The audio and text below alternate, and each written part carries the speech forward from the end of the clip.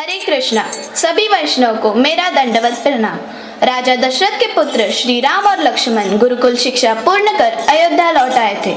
महर्षि विश्वामित्र ने राजा दशरथ से कहा कि वे यज्ञ कर रहे हैं, लेकिन रावण के गुप्तचर सुबाहु और ताड़का का पुत्र मारीच इस यज्ञ को खंडित कर देंगे। इसलिए राजा दशरथ ने महर्षि विश्वामित्र की बात मानी और श्री राम को उनके साथ भेजने के लिए मान गए। राम लक्ष्मण ने मिलकर ऋषियों की रक्षा की और यज्ञ सफल हुआ। मिथिला नरेश जनक ने पुत्री जानकी के स्वयंवर की घोषणा की। महर्षि विश्वामित्र, राम और लक्ष्मण मिथिला आ पहुंचे। राजा जनक ने उनका आदरपूर्वक स्वागत किया। आइए देखते हैं आगे क्या हुआ। आयुष्मान भव, कीर्तिवान भव वत्स। शतानंद महाराज जनक का बुलावा लेकर आए थे। चलो रघुनंदन, सीता के स्वयंवर की शोभा देखें। जैसी आज्ञा गुरुदेव।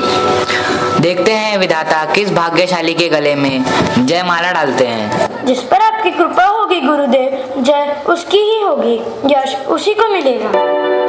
स्वयंवर के दिन श्री राम और लक्ष्मण अपने गुरु महर्षि विश्वामित्र की पूजा करने के लिए पुष्प लेने पुष्प वाटिका गए। आइए देखते हैं आगे क्या हुआ।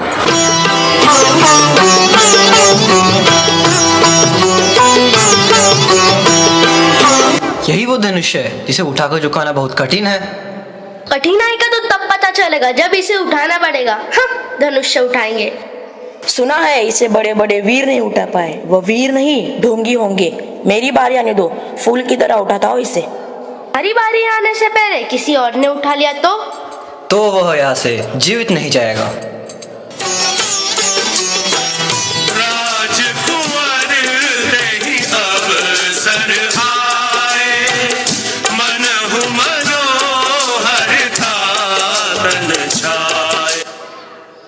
बड़े विशेष अतिथि लगते हैं। ऐसा ही लगता है। राजा जनक खुद उनका स्वागत कर रहे हैं। वह उन बालकों का नहीं, वह तो विश्वामित्र का स्वागत कर रहे हैं।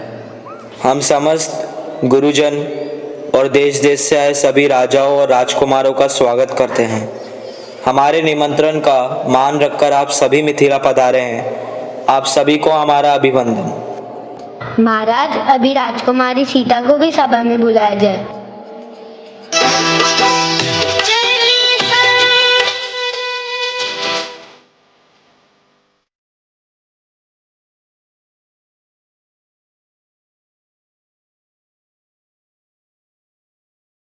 जो इस शिव धनुष को उठाकर इस पर प्रशंसा चढ़ाएगा, उसी का ही राजकुमारी के साथ विवाह होगा।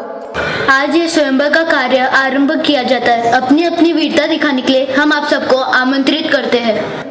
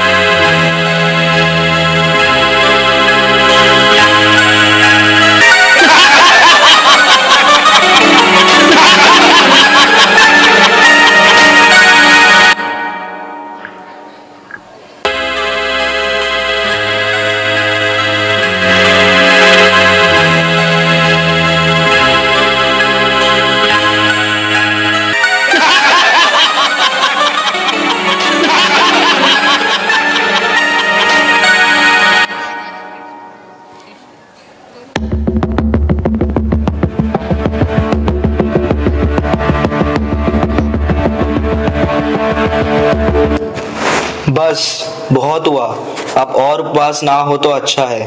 देश देश और द्वीप द्वीप के बड़े राजा और राजकुमार मेरा प्रण सुनकर इस स्वयंवर में आए हैं। मैं ये भी देख रहा हूँ इस सभा में ना केवल मानव बल्कि कई देव और दानव भी मनुष्य का रूप धर कर आए हैं। परंतु मुझे बड़े दुख से कहना पड़ता है कि अपने आप को परम पराक्रमी, बंदीर, शूरवीर कहने वालों इन सब लोगों के भीड़ में एक भी सच्चा वीर नहीं है।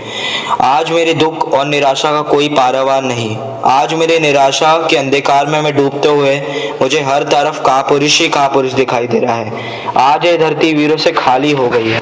बस महाराज, बस। इतनी लज्जाजनक बात करने से पहले आपको आपको यह भी नहीं याद आया इस सभा में सूर्यवंशी रघुकुल नंदन श्री राम भी बैठे हैं। महाराज जनक जिस सभा में रघुवंशियों में से एक भी बैठा हो उस समय को ऐसा कहने का साहस भी नहीं करता, और आप प्रभु श्री राम को वीरता की चुनौती दे रहे हैं। महाराज जनक मुझे मेरे भैया के चरणों की सौगंध, मेरे गुरुजी मुझे आज्ञा दे तो इस धनुष को मैं अभी तोड़ दूंगा। लक्ष्मण, मुझे माफ कीजिए भैया, मुझसे आपका अपमान सहा नहीं गया। मुझे आज्ञा दीजिए मैं महाराज जनक को उनका समुचित उत्तर दे सकूं। शांत हो जाओ वत्स, अपने आसन पर विराजो। किसी के अपमान करने का मेरा विचार नहीं। घोर निराशा के कारण ये उद्गार फूट पड़े। अगर किसी की अवहेलना हुई हो तो मुझे क्षमा करें।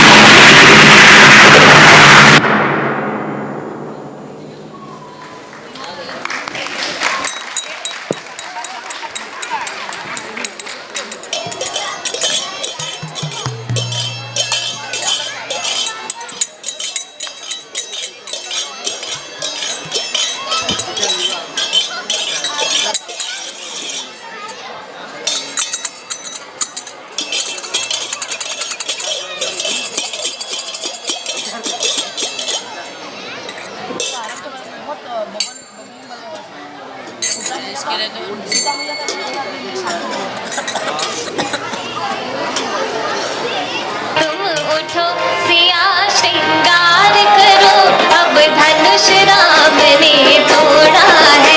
तुम उठो सिया श्रृंगार करो, अब धनुष राम ने तोड़ा है। हाँ तोड़ा है भाई तोड़ा है, सीता से नाता जोड़ा है। हाँ तोड़ा है भाई तोड़ा है, सीता से नाता जोड़ा है। तुम उठो सिया श्रृंगार करो, अब धनुष राम ने तोड़ा है। तुम उठो सिया श्रृंगार करो, अब धनुष राम ने तोड़ा है।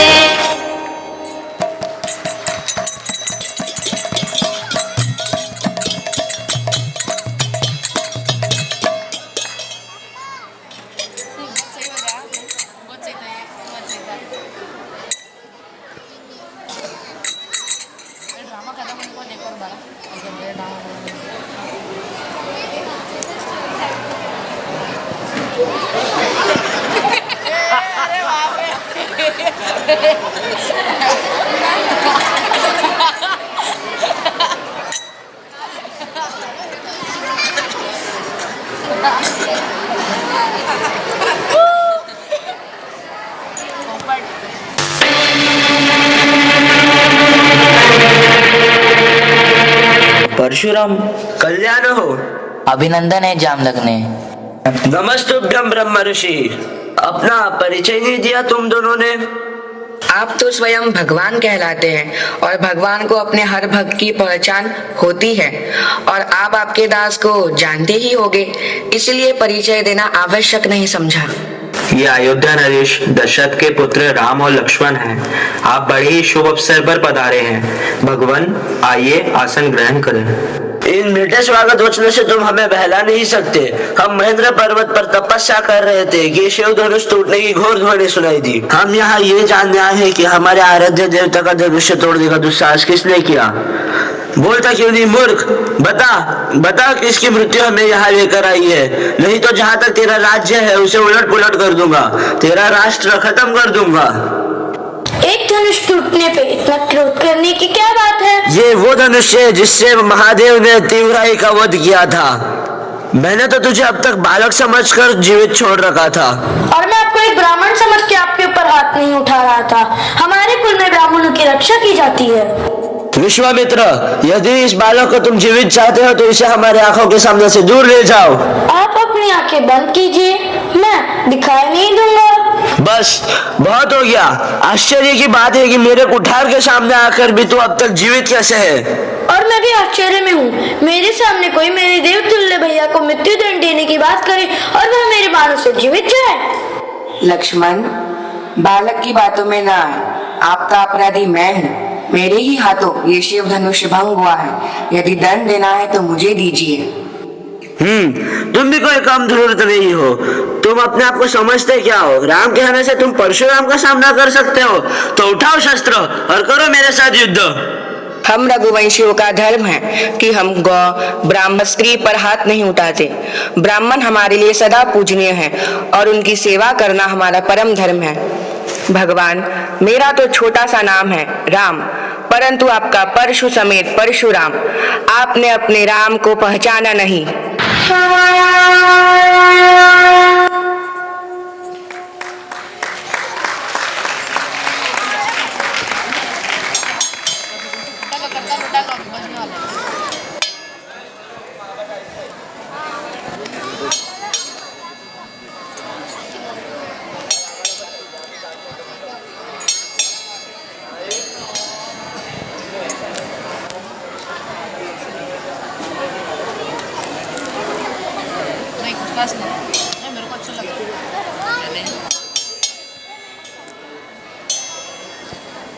मिथिला का कण कण खिला, जमाई राजा राम मिला।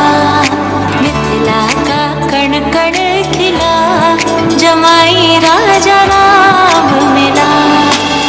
जनक सुती संग तुम रही हो ऐसे, कनक कली पर भंवरा जैसे, कनक कली पर भंवरा जैसे।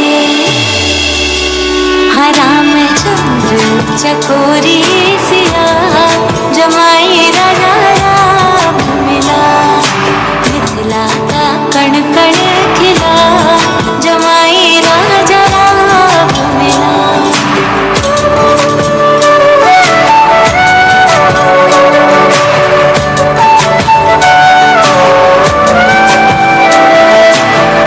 कनक अटारी जनक दुलारी, निरख रहे हैं तो धनुधारी, निराख रहे हैं तो धनुधारी।